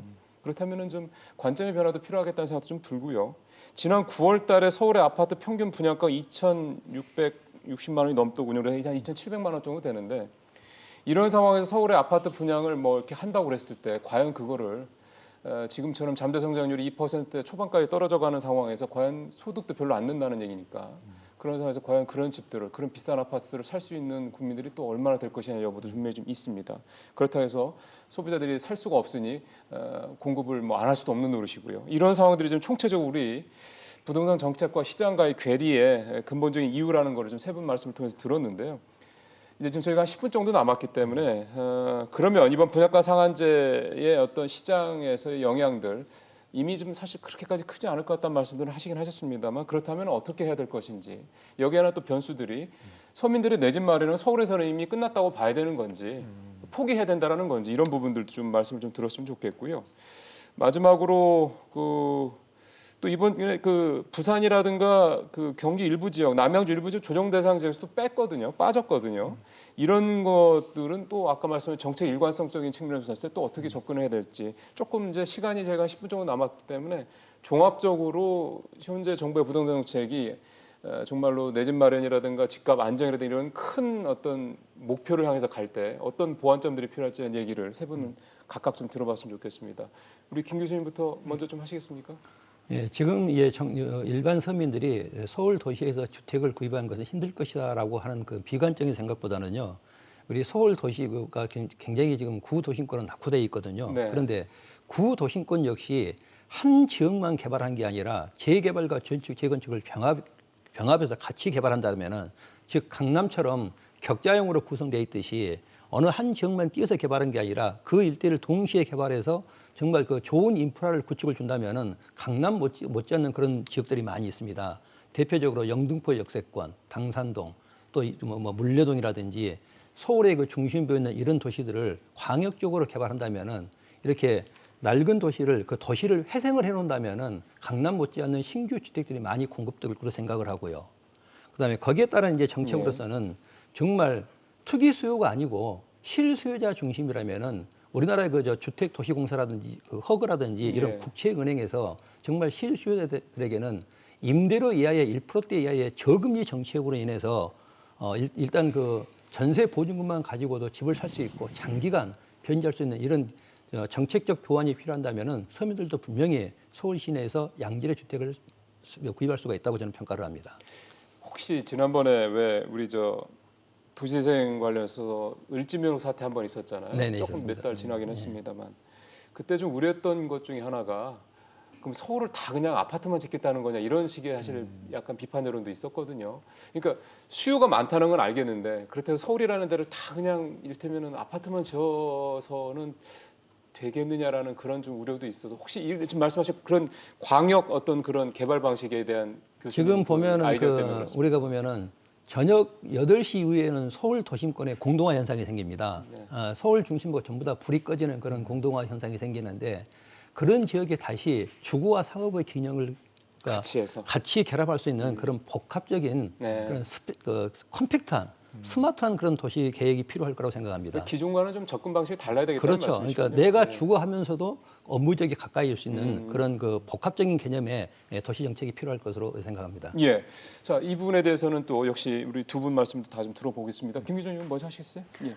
일단 오늘 상한제 얘기를 하고 있으니까요. 당장 이제 강남권 재건축 중심으로는 상한제가 굉장한 타격이기는 그렇겠죠. 합니다. 그래서 조합들이 뭐 속도 조절을 하는 방법이라던가 금융 비용을 별로 안 늘리면서도 어떻게 대응할 수 있는 여러 가지 방법들이 이제 모색을 하겠죠. 근데 마땅한 방법이 사실 없기 때문에 그렇게 되면 재건축 전반적으로 이제 좀 수익성 저하 얘기가 나오면서 그러겠죠. 최근에 좀 급등하던 시세는 일단 좀 진정이 될 수밖에 없기는 합니다. 그래서 예, 예. 상승률 자체는 단기적으로 좀 보합이나 정책 국면으로 갈 수 있어서 일시적으로는 상한제 이후에 상승이 조금 둔화되거나 멈추는 것처럼 보일 소지들이 있어 보입니다. 일시적으로는, 그래서 예. 그 부분이 좀 어떻게 보면 단기 효과일 수는 있는데 결국에는 그런 사업장 중에서 오늘 이제 내년 4월 말까지 상한제를 피해갈 수 있는 기아나 일반 분양할 수 있는 몇몇 곳은 지금 시장에서는 뭐 개포주공 4단지나 둔촌주공 정도일 그러네요. 거다라고 예. 얘기가 되고 있는데 네. 그런 곳들이 좀 빨리 진행을 해서 그 안에 일반 분양을 할 수 있다면 상한제 적용을 안 받게 되거든요. 그렇죠. 그래서 그런 곳들은 좀 속도를 낼 텐데 그 직후부터 뭐 현재 기준으로는 내년 5월부터는 바로 사업성이 안 난다 그러면 일단은 사업을 미루게 되는 상황들이 예상이 됩니다. 그래서 재건축 조합 사업들도 일제히 중단이 되고 그럴 수는 있는데 그렇게 되면 결국엔 그때부터 이제 좀 상대적으로 투자할 만한 새로 공급된 랜드마크 단지들 아니면 그래도 재건축이 가서 장기적으로 할 만한 곳들 뭐 이런 식으로 수요자들의 불안감이나 투자 전략이 바뀌게 되면 그때도 지금과 같은 이제 저금리나 유동성 양상에서 상한제만으로 계속 제어가 될 거냐 뭐 이런 부분들은 좀 생각해 봐야 될 부분이고요. 만약에 그때 그래서 잡히지 않는다면 정부 입장에서 현재 지정돼 있지 않은 지역에서 뭔가 재건축 추진을 또 하면서 가격 상승을 유도하거나 이런 것들 현재 기준으로는 계속 지정 확대를 해야 되거든요. 그래서 사실 어떻게 보면 끝을 예상하기 어려운 계속적인 규제 확대로 가게 될 가능성도 많아지고 그러면 공급은 더 도심에서 줄어들 수 줄어드는 있죠. 상황이 최악의 시나리오로 조금 우려가 되는 부분입니다. 그렇지 않도록 계속 좀 관리가 내지는 이제 현장 상황에 따라서 조금 조절이 필요한 상황으로 보여지고요. 결국 그렇게 되면 정부가 지금도 보이는 것처럼 이 건설 경기 또 그에 대응하는 주택 안정 이것들을 균형을 맞추면서 지금 정책을 쓰려고 굉장히 안간힘을 쓰고 있는데 이게 동시에 해결하기가 사실 쉽지 않은 의제이기 맞아요. 때문에 예. 어느 한쪽을 밀어줄 수도 없고 동시에 맞추자니 둘 다 효과가 지지부진한 이런 상황들이 계속 벌어질 수밖에 없어서 남은 기간 부동산 정책 세우기가 상당히 더 어려워지지 않을까라는 생각들이 좀 듭니다. 그래서 그런 과정에서 수요자들이 사실 지금 할 수 있는 방법은 일단은 상한제 주택 나오면 제가 개인적으로 전략을 세운다면 일단 청약을 하시는 게 일차적인 방법일 테고요. 나머지는 이제 수도권에서도 이제 서울에 조금 직장 생활을 할 수 있는 근거리 지역 정도에서 내 집 마련을 계속 하시는 방법인데 사실 지금 현장 시장 수요 시장 입장에서는 전체적인 주택 가격 안정을 위해서 필요하긴 하지만 대출 규제라든가 이런 것들이 저소득층이나 자산 부족 수요자들한테는 너무 좀 과도해서 내 집 마련이 굉장히 어려운 상황입니다. 그래서 고가 지역, 불안 지역에서는 뭐 세금을 매기던 뭐 필요한 규제를 하던 이런 것들이 또 필요하겠지만 일반 실수요자들이나 저소득계층을 위한 내 집 마련 지원이나 규제 완화 같은 것들은 또 동시에 좀 검토가 됐으면 하는 바람입니다. 근데 현재까지는 그런 계층별 맞아요. 제도 검토나 이런 것들이 시작되지 않았기 때문에 이 부분들이 어쨌든 좀 이후에는 남은 정권 기간 동안에 부동산 정책 마련에 있어서 좀 수요자별로 고민을 해야 되는 문제가 아닐까라는 생각입니다. 여기서 제가 간략하게 한 말씀 드려보면요. 예. 서울 시내에 지금 관리처분 인가를 받은 54개 단지가 있습니다. 예. 그게 약 한 6만 5천 세대인데요. 이 세대들이 분양가 적용을 피하기 위해서 조기에 공급할 가능성이 매우 높습니다. 그래서 당분간 제 생각에서는 이런 약 6만 5천 세대의 공급 물량이 증가할 것으로 생각하고 있습니다. 알겠습니다. 근데 사실 뭐 그거 이후에도 계속 추가 공급이 자꾸 돼야지 사실 집값이 안정이 될 수 있는 거라 그렇죠. 역시 이렇게 일시적인 부분 측면만 정부가 바라보고 또 정책을 해도 또 안 되는 거고요.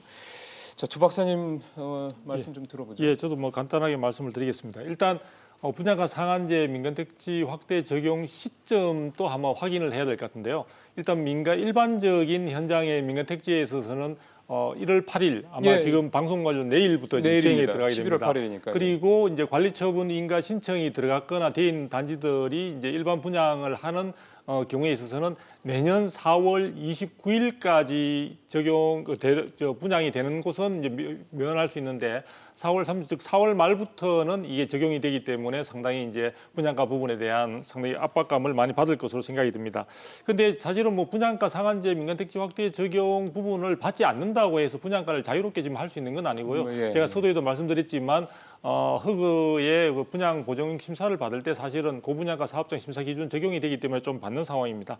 어쨌든 이런 상황, 시장 상황에서 사실 양질의 주택을 공급하기는 현재로서는 대단히 어려워 보입니다. 네. 지금 이 현 정부 들어서서 결국은 현재 서울의 중위 가격 자체가 8억 5천에 근접한다는 이야기들이 나오고 있기 때문에요. 쉽지 않은 상황에서 과거에 그렇다고 해서 주택을 뭐 이런 아파트가 아닌 일반 주택을 갖다가 함부로 또 했다가는 도시형 생활주택의 실패 사례가 또 반복될 수 있기 때문에 정부의 선택이나 고민은 쉽지 않을 것으로 보여집니다.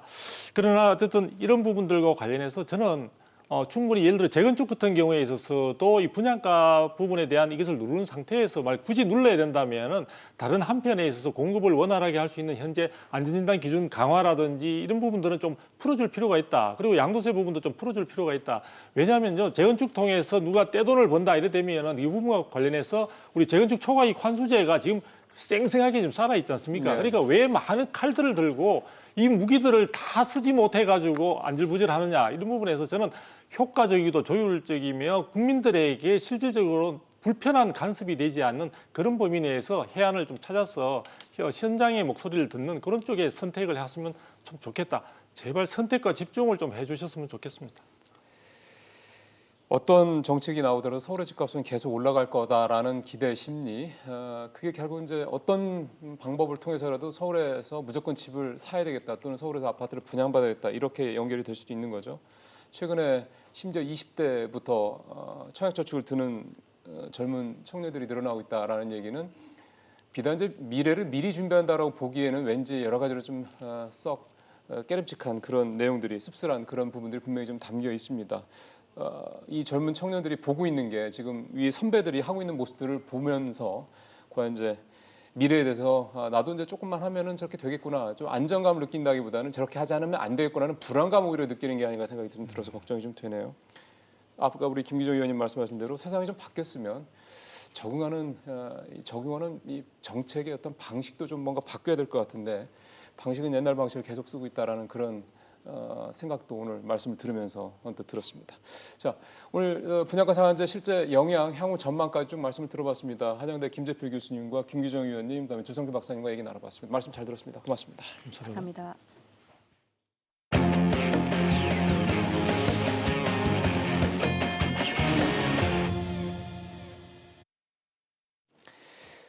예, 당내에서 쇄신 요구가 터져나오고 있습니다. 민주당이 아니라 이번에는 자유한국당입니다. 황교안 대표가 보수 대통합 카드를 그래서 끌고 나왔습니다. 오늘 이 얘기를 중심으로 해서 잠시 후에 김수민 평론가와 함께 이슈 따라잡기 이어가겠습니다. 자유한국당 초선 의원 30여 명은 오늘 조찬 모임을 갖고 당 쇄신 방안을 논의합니다. 지역에 관계없이 3선 이상 의원들의 자발적인 용퇴를 요구할 방침으로 알려졌습니다. 어제는 한국당 비례대표 유민봉 의원이 처음으로 불출마를 선언했습니다. 제가 우리 당에 빈 틈새라도 내려고 합니다. 제가 연 작은 틈새가 당의 쇄신과 혁신으로 통하는 큰 길이 되기를 기대합니다. 유 의원은 지지층에 안주하지 말고 당을 쇄신해야 한다며 중진 의원들의 동반 용퇴도 촉구했습니다. 긴급 기자회견을 연 황교안 대표는 보수 대통합론을 꺼내면서 바른미래당 유승민계와 우리공화당이 참여하는 범보수 통합협의기구를 제안했습니다. 이제 분열의 요소들을 정치적 대의의 큰 용광로 속에 녹여내는 실천에 나서야 합니다. 박근혜 전 대통령 탄핵을 둘러싼 갈등과 분열을 넘어서자는 건데 유승민 의원은 탄핵의 강을 건널 진정한 의지가 있다면 대화를 시작하겠다고 답했습니다. 하지만 우리공화당은 탄핵 오적을 정리 못하면서 무슨 통합이냐며 부정적이었습니다. 황 대표의 보수 대통합 기치는 당내 쇄신 요구 분출에 일단 대응하는 측면이 강해 보이는데 쇄신과 통합 한꺼번에 잡기 어려운 두 마리 토끼를 쫓게 됐습니다. 예, 김수미 평론가 나와 있습니다. 어서 오십시오. 네, 반갑습니다. 예, 그 나름 이제 황교안 대표가 뭔가 그 품어두고 있던 카드를 다 꺼내 들었군요. 네, 일단은 박찬주 전 대장 영입으로 인해서 중도층 확장 또다시 포기한 거 아니냐 이런 지적을 받았는데 네. 예, 이번에 보수 통합이라는 화두를 던지면서 바른미래당 유승민 의원의 응답을 얻어냈습니다. 그러게요. 예. 근데 이제 밝힌 것은 보수 통합이라고 볼 수 있고 구체적으로 워딩은 이제 자유민주주의, 시장 경제 여기에 동의하는 세력을 통합하겠다는 건데 원안을 보면은 어쨌든 이제 우리공화당도 포함될 수 있는 거거든요. 그렇죠. 그러니까 자유한국당과 황교안 대표 입장에서는. 예. 근데 사실 그 두 마리 토끼를 잡기 대단히 어렵게 돼 있습니다. 무슨 말씀이세요? 우리공화당은 박근혜 전 대통령 탄핵을 강경하게 반대한 예. 아직까지도 예. 인정하지 않는 예. 그런 노선을 갖고 있는 정당이고 바른미래당에 가 있는 유승민 의원과 이제 바른정당 출신들은 박근혜 전 대통령 탄핵에 동참했던 인정을 하라는 찬성했던 얘기잖아요. 의원이었거든요. 예. 그래서 양쪽 다 취하기는 대단히 어려운데 자유한국당 현재 스코어를 보면 우리공화당 쪽이 그렇게 지금 지지율이 높게 나오고 있지는 않습니다. 그렇죠. 그래서 차라리 거기는 있다고 치고 오히려 바른미래당 방향으로 그러니까 유승민계 쪽으로 더 뻗어나가야 된다라고 하는 그 생각은 황교안 대표가 갖고 있는 것 같아요. 그럼 나름대로 지금 그 한국당 내에서도 논란이 있었던 네. 우리공화당과의 관계 문제는 이제 어떻게 보면 이 보수 대통합 기구 제안으로 어느 정도 정리를 했다라고 볼 수도 있는 거군요. 그렇습니다. 그리고 황교안 대표가 어쨌든 친박 이미지가 또 있지 않습니까? 그러면, 그러니까 본인이 그런 이미지가 있기 때문에 굳이 우리공화당한테까지 안 손을 해도? 내밀기보다는 오히려 이제 거꾸로 그러게요. 유승민 의원 쪽으로 손을 내밀게 된 것이죠.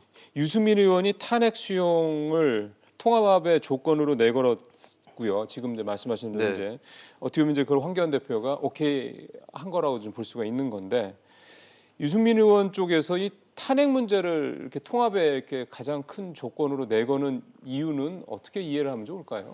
일단 본인들이 그렇게 잘못한 것이 아니다. 보수의 재건을 위해서 필요한 행동이었다라고 유승민계 쪽에서는 평가를 하고 있는 것이고 나아가서는 통합했을 경우에 기존의 친박이라든지 이쪽에 대해서 좀 억제가 필요하다라고 생각을 할 수 있겠죠. 근데 이게 좀 열어놓고 봐야 되는 게 유승민 의원 쪽이 탄핵에 찬성했던 사람들하고 같이 갈 수 없다, 아니, 반대했던 사람들하고 같이 갈 수 없다 이렇게 또 얘기를 하고 있는 건 아닙니다.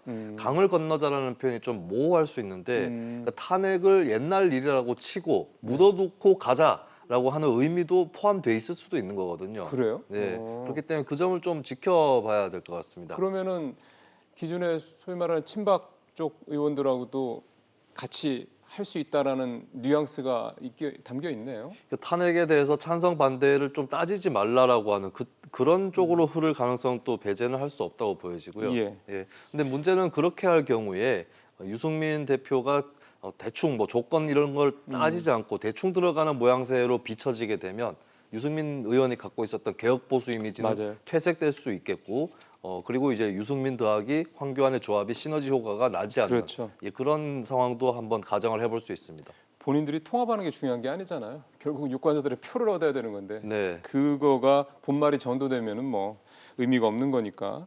한국당 얘기 좀 하나만 더 해보겠습니다. 아까 잠깐 리포트에도 나왔습니다만 유민봉 의원이 총선 불출마를 선언을 한 첫 사례가 됐고요. 네. 그다음에 이제 엊그제 김태훈 의원이 이제 3선 이상 뭐 강남 지역 등등등 해서 이제 불출마라 다선 의원들 그렇게 하면서 당 쇄신론이 좀 계속 일단 나오고 있는 상황인데 더 확산이 되겠죠 아무래도 지금 분위기라면. 네, 초선 의원 중에서도 이제 더 이상 정치에 몸담을 네. 그럴 여력이 없다, 혹은 그럴 맛이 안 난다 이런 인사들이 추가로 나올 수 있기 때문에 네. 이게 민주당하고 좀 비슷하게 돌아가는 측면이 있어요. 민주당도 이철희 의원, 표창원 의원 이 초선 의원들이 불출마 선언을 하지 않았습니까? 그러니까요. 이걸 보면서 아마 자유한국당의 초선 의원들 중 일부도 공감이 간다. 나도 저렇게 하고 싶다. 이런 생각이 또 거울 효과처럼 데칼코마니처럼 들었을 수 있거든요. 예, 하지만 공식적으로 얘기한 사람은 아직 별로 없어도. 예, 그리고 이제 그 개개인의 어떤 결단뿐만 아니라 이런 초선 의원의 선언을 통해서 당의 어떤 쇄신을 하고자 그렇죠. 하는 그런 인사들이 또 호응을 할 것이기 그렇죠. 때문에 예. 유민봉 의원 이후에 후속타들이 계속 나올 것으로 그렇게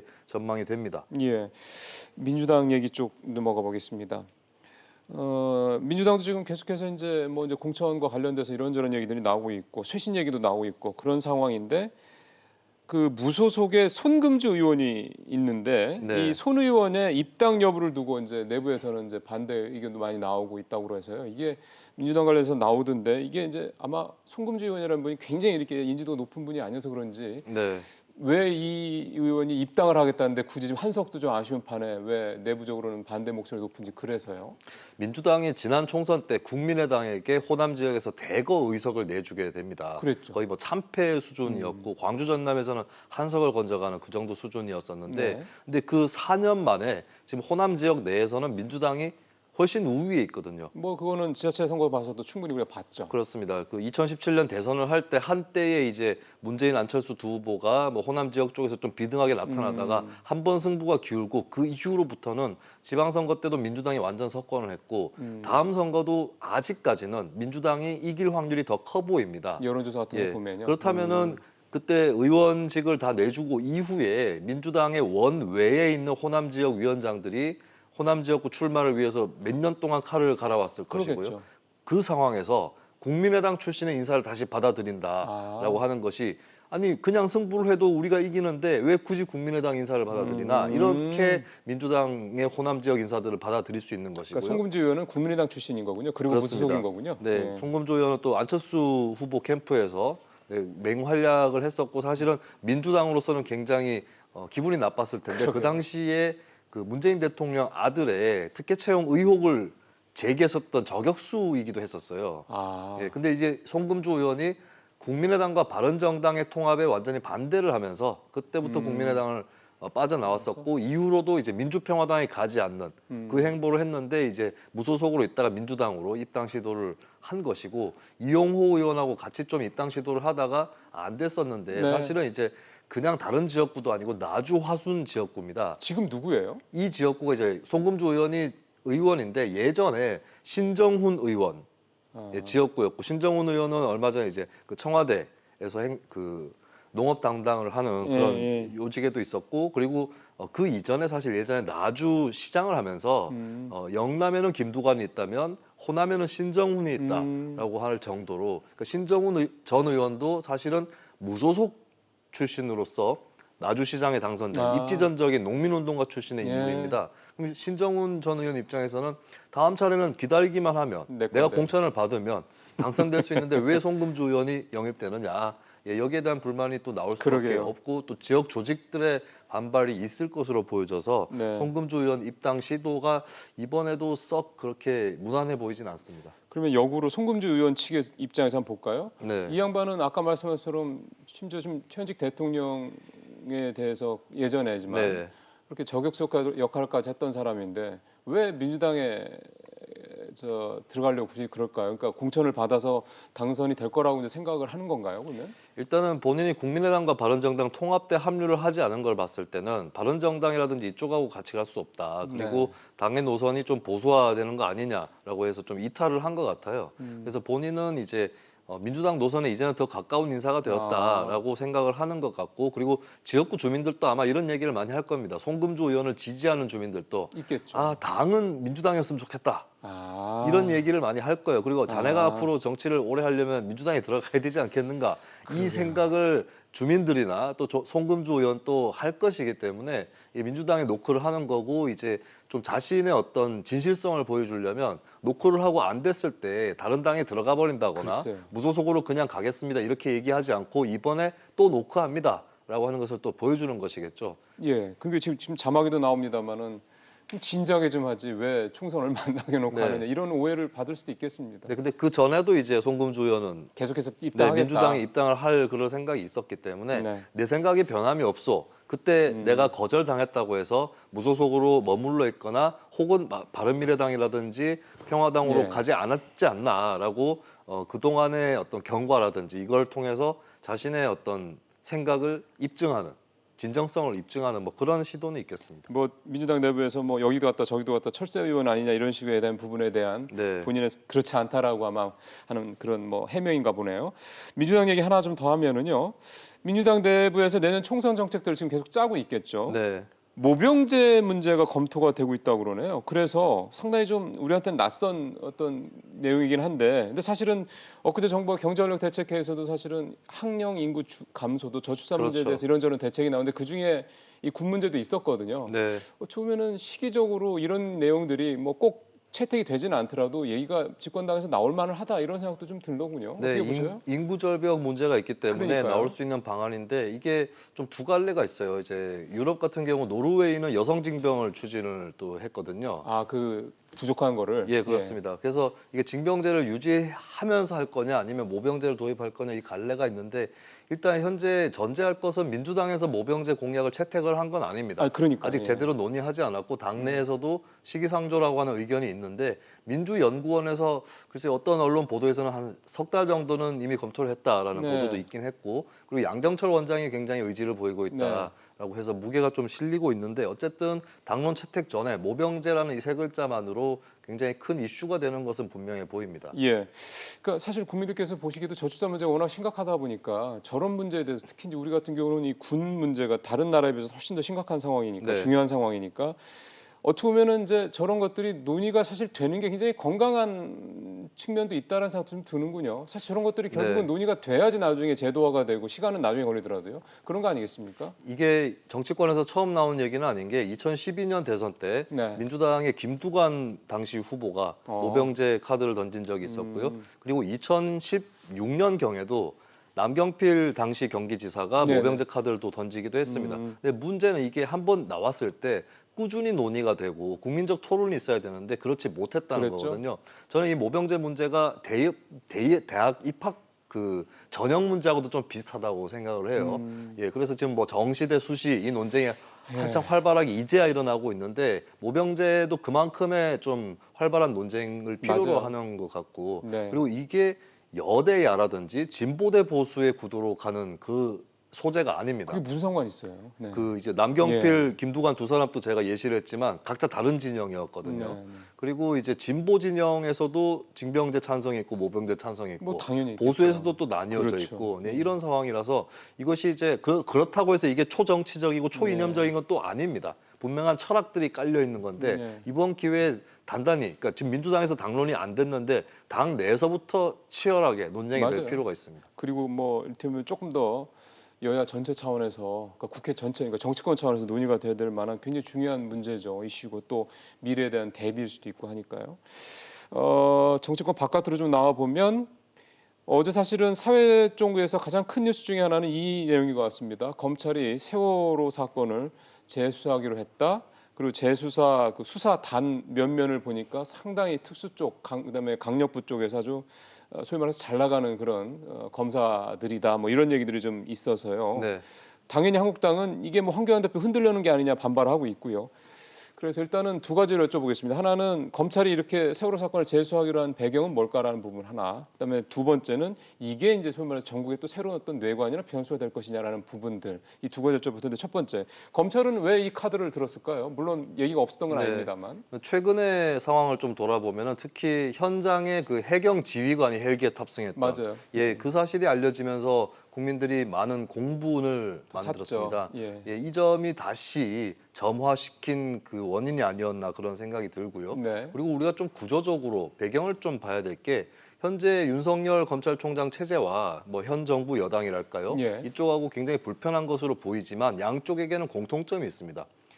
양쪽 다 사실은 촛불을 기반으로 하고 있어요. 그렇죠. 2016년, 2017년에 예, 예. 그 촛불 시민 항쟁에 기반을 하고 있고 윤 총장도 그 당시에 이제 특검으로서 이미 활약을 하면서 맞아요. 예. 촛불 시민들의 지지를 받았고 또 그 코드를 일정하게 공유하고 있었다라고 봐야 될 겁니다. 그다음 윤 총장이 이번에 굉장히 그 강골이라고 불려지는 특수통들과 함께 그러게요. 팀을 꾸렸다는 것은 본인의 의지가 평소에 어느 정도 강했다라고 네. 볼 수 있고 또 이제 지금 전언으로는 윤 총장이 그 특수단 쪽에다가 예. 하고 싶은 그 소신대로 해라라고 글쎄요. 또 지시를 했다고 해요. 예. 예, 그런 측면에서 어떻게 보면 자연스러운 흐름이었다라고 예. 볼 수 있겠습니다. 예, 근데 뭐- 문제가 되는 것은 그 동안에 이제 잘 진상 규명이 안 되었던 맞아요. 부분, 예, 그 부분이 문제인 거지. 이번에 이게 시작이 됐다고 특별한 일은 아니라고 볼 수 있고요. 그리고 황교안 대표라든지 자유한국당도 오히려 이 수사를 통해서 만약에 결백하다면 그것을 맞아요. 입증할 수도 있는 그런 기회가 될 수도 있습니다. 그러니까요. 오히려 그래서 좀 뭔가 꺼림칙하고 나중에 총선 때 들어갔을 때 막 불거져거나 나중에 대선 후보로 나갔을 때 불거질 문제들 지금 털어버리는 것도 네. 뭐 손해볼 건 전혀 없는 문제이긴 하니까요.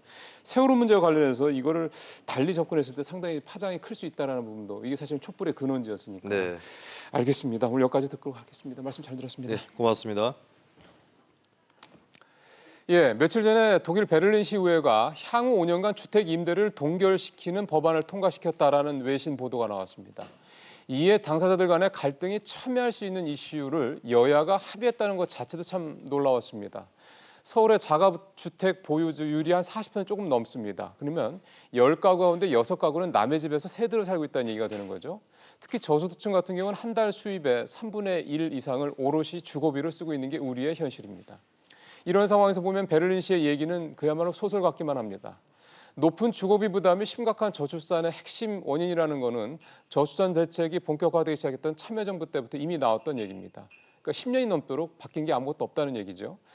분양가 상한제로 집값이 일부 안정되는 효과가 있을 것이다라는 얘기 앞서 전문가 통해서 들으셨습니다. 그렇다고 이미 치솟아 있는 주거비 부담까지 낮아지는 건 아닙니다.